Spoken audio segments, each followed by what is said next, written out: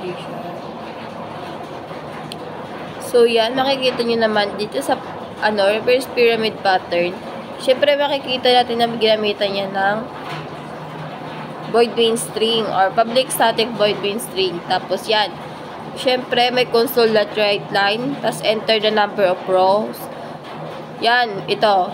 May semicolon yan, siyempre. Tapos, ito naman, int rows. Para yan ay, yun nga, mag-accept.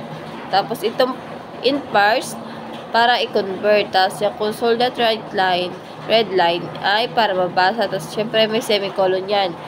Tapos, itong ating loop naman, ay ano yan. Int I equal rows, tapos semicolon, tapos I, tapos, ano yan. Ere. Greater than equals, tapos 1, tapos semicolon, tapos I, tapos, hindi na kasi nilagyan yan ng semicolon kasi, ano naman siya, yung pinaka-space naman niya, ito, yan, ang pinaka-space naman niya, parang, conditional niya, kaya wala na siyang semicolon.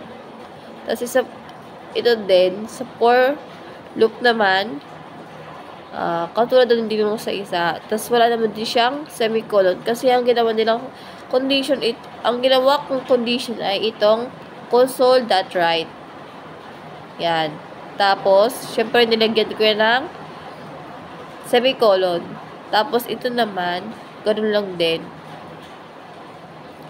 Yung may mga rows na yan, row na yan. Tapos, dito, yan, dito, dahil dito yan, pwede mo siyang, pag niran mo yan, makukuha mo yung gusto mong size. So, pag nag-intro yan, pwede siyang,